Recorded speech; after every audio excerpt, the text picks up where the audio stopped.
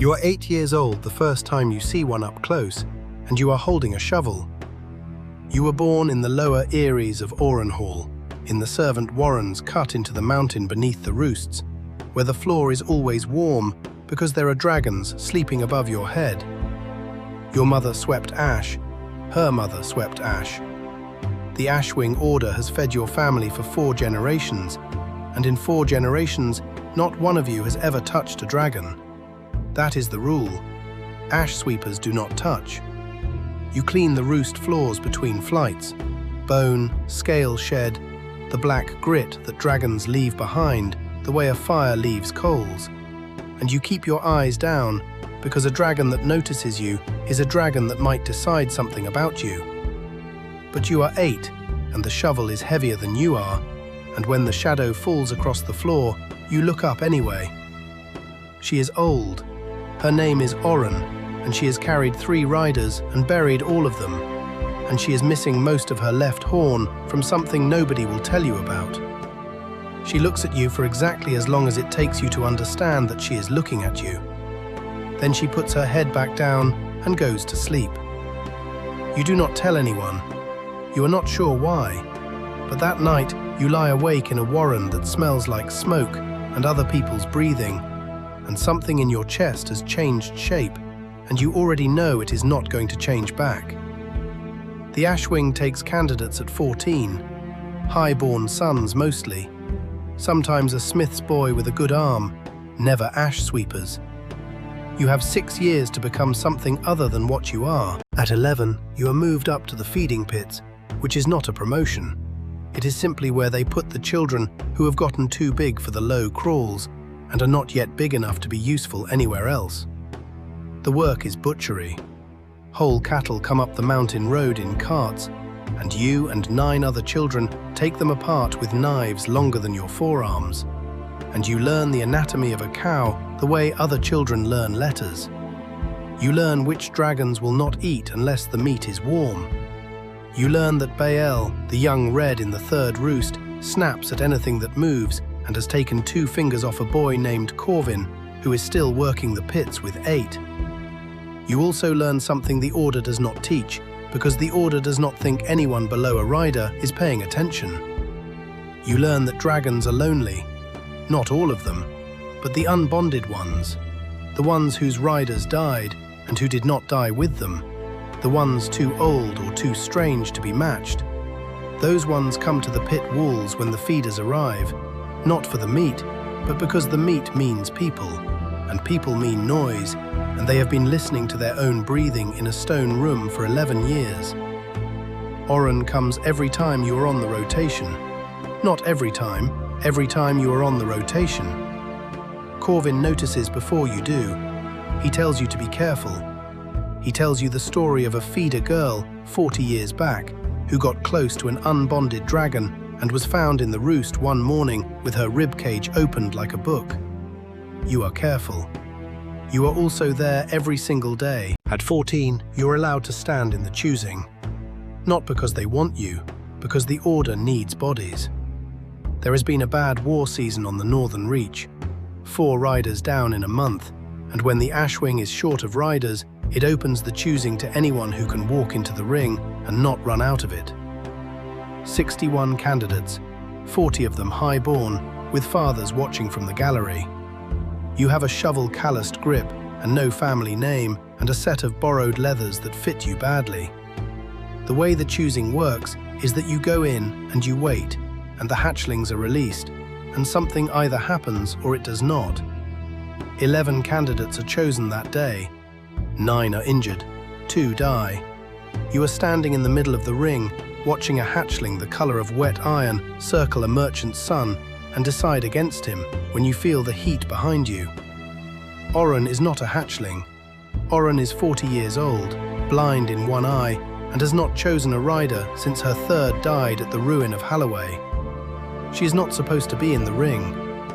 3 handlers are shouting. She lowers her head until her ruined horn is level with your chest, and she waits, and the whole ring goes silent, and you understand that the waiting is the question. You put your hand on her. The bond is not gentle. Nobody tells you that beforehand. It goes in through the palm and up the arm and settles somewhere behind your eyes. And for about 4 seconds, you are not a person. You are a much larger and much older thing that remembers 3 riders and the specific weight of each of them. And then you are back in your body, on your knees on the sand. She gives you her name. That is how it works. Riders do not name dragons. Dragons offer their names, and the offering is the whole of it. Orrun. It means the sound stone makes before it falls. You are the first ash sweeper in the history of the Ashwing Order to walk out of the choosing bonded. Nobody claps. The merchant's son's father is already filing a complaint. Bonding does not make you a rider. Bonding makes you a problem that the Order now has to train. You spend 2 years in the Fledgling barracks with the 10 others from your choosing, and every one of them has been riding horses since they could sit up, and speaking 3 languages since they were 6, and you have been shoveling ash. They are not cruel to you. That would be simpler. They are polite to you in the specific way that makes it clear you are a story they will tell later. The exception is Orrun, whose father commands the Eastern Wing, and who was chosen by a young green, 2 ranks above Orrun in every measure that matters. Orrun is not polite. Orrun tells you, in front of the barracks, that you got a broken old dragon because that is what the mountain thought you were worth. He is not entirely wrong, and that is why it lands. The flying is worse than the bullying. Flying is not sitting on a dragon. Flying is a conversation, at speed, with something that outweighs you 200 times over. And if you lose the thread of the conversation for 1 second, the ground solves the problem for you. You fall in your 4th month, 60 feet, into the netting over the training crag. You break your collarbone and 3 ribs, and you are back in the saddle in 11 days because Orrun will not eat while you are in the infirmary, and the handlers make it your problem. That is the first time you understand what you have actually agreed to. Not a partnership, a shared circulatory system. She does not eat because you are hurt. Somewhere out there is a version of this where you do not eat because she is. The other thing that happens in those 2 years, you get good. Not because you have a gift, because you have spent 11 years watching dragons from below, learning what the shoulders do before the wings do. And every highborn in that barracks learned to fly from a book. At 16, you take the oath, and they burn the Ashwing mark into the back of your right hand. And 8 days later, you are over the northern reach, watching a village burn that you were sent to save. This is the part nobody prepares you for, and they cannot, because there is no version of the telling that does the work. Orrun has been at war with the San coalition for 19 years over a river valley that both sides need and neither can hold. The Ashwing does not fight armies. The Ashwing arrives after the fighting, or before it, and does the specific thing that dragons do to supply lines and siege engines, and, when the order comes down, to towns. Your first pass, you are covering Orrun's flank. Your second, you are dropping fire on a grain store while people run out of the building underneath you. You are sick in your helmet on the flight home. Orrun says nothing, because dragons do not speak, but the bond runs both directions, and she is old, and she has done this before with 3 other riders, and what comes through is not comfort exactly. It is more like, I know, I am here, keep your hands still. That night the wing drinks. That is the tradition. You sit at the long table with people who were polite to you 2 months ago and are not being polite now, because you flew that pass, and they flew it too, and there is a thing that happens between people who have done the same unforgivable thing on the same afternoon. Orrun pours your cup without being asked. He does not apologize for anything he has ever said to you. He just pours the cup and sits down across from you and says the first true thing he has ever said in your hearing, which is that he threw up too, behind the stables where nobody could see. You will fly with him for 11 years. At 21, you are given 4 riders and told to bring them home. The Ashwing counts leadership in wings of 5, 4 blades and the one who decides. You get the rotation nobody wants, the deep patrols over the San interior, 3 days out, no resupply, no second chances. You are good at it, genuinely good, in a way that surprises the people who expected the Ash Sweeper story to end at the choosing. You do not lose a rider in your first year, which is not luck. It is because you fly low and slow, and you break off engagements the moment the arithmetic turns, and you do not care at all how that looks from the ground. Old Wing-Marshal Yvain starts calling you into her chamber to look at maps. Yvain is the reason the Ashwing has a word for people like her. She is wingless. Her dragon, Semet, died over the Holloway crossing 30 years ago, and Yvain did not die with him, which happens to perhaps 1 rider in 5, and she has walked around inside the wreckage of that ever since. You ask her once what it is like. It is a stupid question, and you are young enough to ask it. She tells you it is like being a room after the fire has gone out. Then she tells you the thing you will carry for the rest of your life, and she does not say it kindly, because Yvain has never said anything kindly in her life. She says, "The Order will tell you the dragon is the gift." Boy, the dragon is the collateral. Every promotion they hand you, you pay for with her. More flights, worse weather, longer odds. They are not rewarding you. They are borrowing against something that is not yours to lend. In your 3rd year as flight leader, you make a call over the San River bend. Hold position, wait for the 2nd wing. And the 2nd wing is delayed 11 minutes by weather. And in those 11 minutes, you lose 2 riders and both their dragons. 4 deaths from 1 decision that was the correct decision that you would make again. You start to understand why Yvain's chamber is always so quiet. At 26, they give you the Eastern Aries. 90 riders, 240 dragons counting unbonded and juveniles. Every hatching, every choosing, every death right from the mountain to the coast, and every feeding pit, and every ash sweeper in every warren below. The first order you sign as Ash Captain is the one that lets pit children stand in the choosing without a sponsor. It costs you 2 allies on the Order Council and earns you a nickname among the Highborn wings, the Sweeper, which is meant as an insult and which you have engraved on your saddle within the year. 9 children come up out of the warrens in your first 4 years. 3 bond. One of them, a small, furious girl named Seth, who reminds you of nobody so much as yourself, bonds with a juvenile black and becomes, at 19, the most naturally gifted flyer you have ever put in a saddle.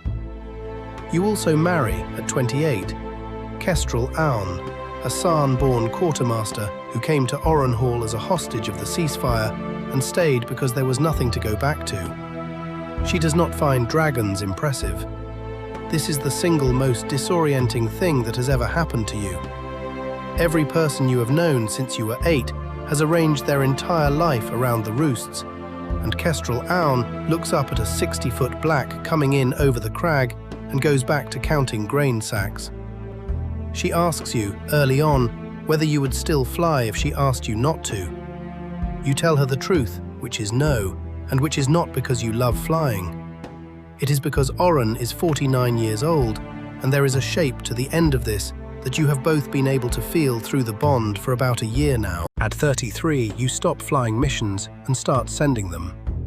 This is the rank where the Ashwing stops being about dragons and starts being about arithmetic. You sit in a room in the high hall with a map the size of a table, and you move markers, and every marker is 5 people and 5 dragons, and one of them is Seth, who is 24 now, and who you have sent north 7 times this season alone. The San War does not end. It thins and thickens and thins. Orrun Hall's king wants a decisive strike on the San capital. You tell him what a decisive strike costs. 40 riders minimum, most of them not coming back. And he tells you that is what the Ashwing is for. And he is not wrong, and you sign the order anyway, because that is what the rank is. 29 riders come back out of 41. Seth is one of the 12 who does not. You are the one who has to go down into the warrens and tell her mother who still sweeps ash in a room you grew up 2 doors away from. There is a version of this job where someone else does that. You have never once used it. Doran Vec dies 8 months later, not in the strike, not in any battle worth a name, a bad landing in fog on a routine patrol, his green breaking a wing and going down on the crags, and Doran, bonded, going with her within the hour, the way most riders do. The Ashwing burns its dead riders with their dragons, one pyre, which is the only mercy in the whole tradition. You are the ranking officer, so the torch is yours. You have signed orders that killed more people than everyone standing on that crag combined. You have never had to be the one holding the flame before. It takes you a long time to lower your arm. At 41, you are given the order. Not by challenge. The Ashwing is not the sort of thing you fight for. Yvain names you in front of the council. In the last month, she is lucid, and nobody objects, because there is nobody left who remembers a version of the order you did not shape. Dragonlord of the Ashwing, 600 riders, every eyrie from the mountain to the coast. A seat at the king's table that you did not want and cannot refuse. And you use it immediately and shamelessly to end the war. Not with fire, with arithmetic, in a room over 4 months, with Kestrel translating the parts of the San position that the Orrun Hall negotiators keep deliberately misunderstanding. The treaty you get is one that neither side is happy with, which you have learned by now is the only kind that holds. The valley goes to San, the river rights go to Orrun Hall. 19 years plus your entire adult life, and it ends on a piece of paper that 2 clerks sign in under a minute. You spend the next 9 years doing the thing that nobody sings about. You open the choosing to every warren in the kingdom. You build the first roost in Ashwing history designed for unbonded dragons. The lonely ones, the ones like Orrun was, because you have known since you were 11 years old that the Order was letting something die of boredom in a stone room and calling it tradition. Fewer riders die under your dragon lordship than under any in 3 generations. You do not tell anyone that you think about the grain store more than you think about the treaty. Orrun dies in the spring of your 62nd year, in the high roost, in the sun, of nothing but age, which for a dragon of the Ashwing is so rare that the death rite has to be looked up in a book. You are there. You have your hand on her, the way you did in the ring when you were 14, and you do not die. 1 rider in 5. You have known the number your whole life. You have never once considered that you might be it. What Yvain told you is true and also completely inadequate. It is not like being a room after the fire has gone out. It is like being a room that is still expecting the fire. 50 years of a second heartbeat under your own, and then a silence with a shape to it. And every morning for the rest of your life, you will wake up and reach for something that has not been there since spring. They call you Wingless now. It is not cruelty, it is just the word. You do not step down gracefully. You are removed gently by a council that has watched you sit through 3 sessions without speaking and has correctly concluded that the Ashwing cannot be run by a room waiting for a fire. Yell takes the order. She is competent and cold, and she will be better at the job than you were, and you find that you do not mind at all, which tells you how far out of it you already are. They offer you the high hall apartments. You go back down to the Warrens instead, to a room 2 doors from where you were born, because it is the only place in Orrun Hall where the floor is still warm at night, and you can pretend, in the half second before you wake up properly, that the warmth is coming from something that knows your name. Kestrel comes with you. She does not ask you to be better than you are. Some mornings, she just puts her hand flat on your chest, over the place where the second heartbeat used to be, and leaves it there until you can breathe right. This is the part that no saga covers, and it is most of the rest of your life. You get up. You eat. You are not a rider. You do it again the next day.